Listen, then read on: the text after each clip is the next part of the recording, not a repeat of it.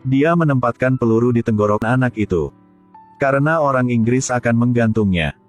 Karena peluru yang tersangkut di tenggorokannya bisa memungkinkan udara masuk ke tubuhnya saat dia digantung. Itu bisa menyelamatkan hidupnya. Paman memberi anak itu satu-satunya kesempatan untuk bertahan hidup. Sebelum dia meninggal, dia hanya memiliki satu permintaan kepadanya, untuk membunuh pengkhianat itu, untuk membalas mereka. Dia kemudian dibawa ke stasiun eksekusi. Pada titik ini dia menemukan bahwa tentara Inggris lupa mengunci pintu. Dia mengambil kesempatan untuk melarikan diri. Dia dengan marah bergegas ke pengkhianat, menariknya dari kudanya. Dia mengambil pisau dari pria itu, bersiap untuk menghabisi pengkhianat ini. Tapi perbedaan kekuatan antara keduanya terlalu besar. Dia dengan cepat didorong ke tanah oleh rekan satu timnya. Dan dia telah kehilangan seluruh kemanusiaannya. Dia bahkan membantu Inggris menangani ayah mereka yang tidak patuh. Dan bunuh penduduk desa yang tidak mendengarkan. Dihadapkan dengan adik laki-lakinya yang ingin membalas dendam, dia bukannya tanpa ampun. Sebelum digantung, sang adik memberitahu adiknya bahwa dia berharap dia akan mengingat pohon ini.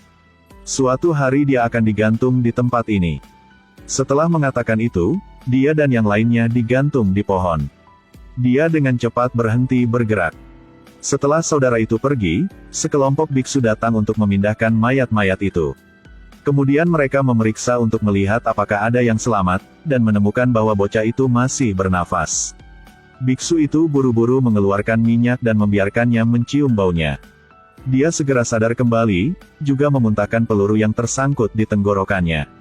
Dia memutuskan untuk mengikuti jalur kultivasi para biarawan. Sudah 10 tahun, Gosain telah berkultivasi dan mendapatkan kekuatan besar. Dia bersumpah bahwa dia pasti akan menggantung saudaranya di atas pohon di desa.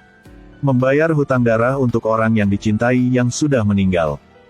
Pria ini ingin secara pribadi membunuh saudaranya.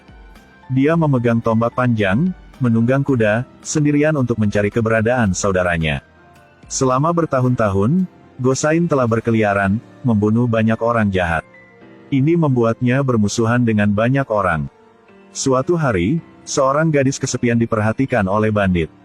Dalam keadaan darurat, Gosain muncul. Biarkan dia pergi.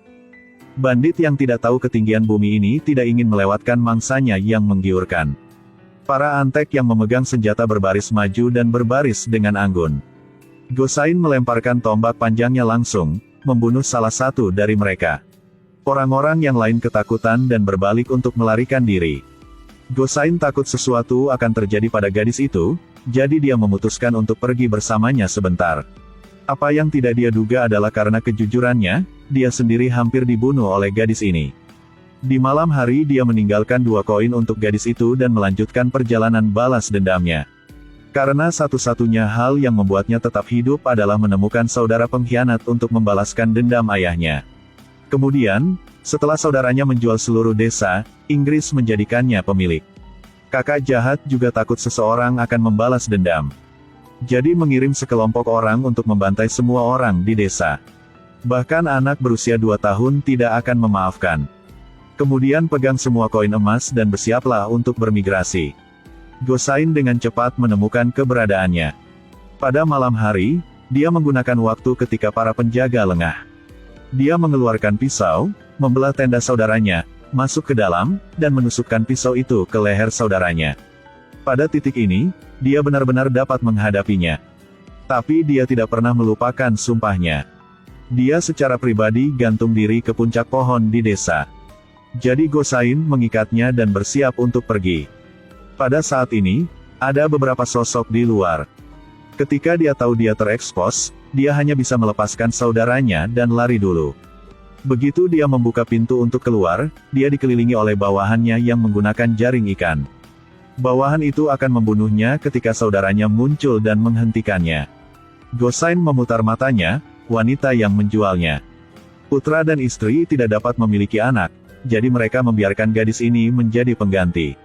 Setelah melahirkan, saudaranya secara tidak sengaja menendangnya keluar.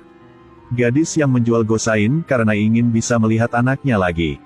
Dia sangat marah sehingga dia menggertakkan giginya tetapi tidak bisa berbuat apa-apa. Kemudian saudaranya menggantungnya sambil memegang besi panas dan menanyai siapa yang bertanggung jawab atas Gosain. Di saat bahaya, panah melesat ke atas. Rahmat hanya bisa membiarkannya pergi dan bertarung. Dia mengambil kesempatan, ketika kedua belah pihak bertarung, mengambil rantai besi dan melarikan diri. Wanita ini memegang pisau dan mengancam. Jika dia tidak mengembalikan bayinya, dia akan membunuhnya. Tapi ayah bayi itu dengan sangat tenang berkata, "Jika kamu ingin membunuh, maka bunuhlah." Melihat ayah anak itu secara tidak sengaja, dia harus melepaskan tangannya. Pengasuh pergi untuk mengambil bayi ketika dia mengayunkan pisau dan menikamnya sampai mati. Rahmat menghunus pedangnya untuk membunuhnya. Dia bilang, "Aku satu-satunya yang memiliki ASI sekarang, jika aku mati, bayimu tidak akan hidup." Setelah berpikir sejenak, Rahmat pun setuju dengannya. Di gurun ini, tidak ada pengasuh tunggal yang bisa ditemukan. Pada saat ini, istrinya dengan marah memarahi suaminya. Rahmat kehilangan kesabaran, membunuh istrinya dengan pedangnya. Orang lain yang melihat itu merasa bahwa dia sangat kejam. Dengan demikian, gadis itu dipertemukan kembali dengan anak-anaknya, dan bersiap untuk berhijrah bersama Rahmat. Pada saat yang sama, setelah Gosain dan teman-temannya selesai merencanakan perburuan mereka, dia memimpin 2 anjing pemburu dan kemudian bersama teman-temannya mengejar saudaranya. Saat ini Rahmat telah mencapai perbatasan dan bersiap untuk menyeberangi sungai. Selama dia datang ke Inggris, dia akan aman. Agar tidak mengungkapkan identitasnya, dia berpura-pura mengucapkan selamat tinggal kepada bawahannya untuk terakhir kalinya. Ketika orang itu tidak memperhatikan, dia menggunakan pisau untuk mengirimnya ke surga. Saat mereka hendak memasuki sungai, raungan terdengar. Kemudian petasan ditembakkan. Setelah ledakan, para prajurit menderita korban yang tak terhitung jumlahnya. Ternyata meriam itu ditembakkan oleh saudara laki-laki Gosain. Meriam lain ditembakkan. Boom lagi. Prajurit lain berguling-guling di air. Melihat situasi yang kurang baik, Rahmat memerintahkan anak buahnya untuk segera naik ke kapal. Perahu mereka mencapai tengah sungai ketika tiba-tiba Gosain muncul dari air. Dia perlahan naik ke perahu. Seorang antek melihatnya dan ditendang ke samping oleh Gosain. Menyaksikan adegan ini membuat Rahmat tercengang. Gosain menghunus pedangnya. Dia mengayunkan pedangnya dan antek-antek jatuh satu persatu.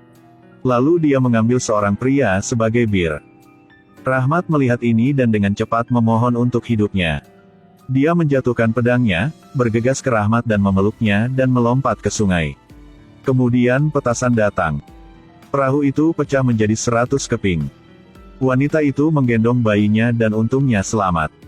Setelah menangkap saudaranya, Gosain segera membawanya dan wanita lainnya ke desa tempat semua orang dieksekusi. Dia pernah bersumpah di tempat ini untuk menggantung saudara jahat ini. Setelah diinformasikan, kebencian dalam pikiran telah dihapus. Dia menoleh untuk melihat wanita itu dan menemukannya sekarat. Dia pergi ke sisinya. Dia memberikan bayi itu kepadanya dan berhenti bernapas. Dia menggendong anak yang tidak bersalah, menunggang kudanya dengan kepala terangkat tinggi dan pergi. Seseorang yang melakukan hal-hal buruk harus membayar untuk itu. Semua orang akan membayar untuk perilaku mereka. Kebajikan mungkin datang terlambat, tapi pasti akan datang. Baiklah. Sampai jumpa lagi.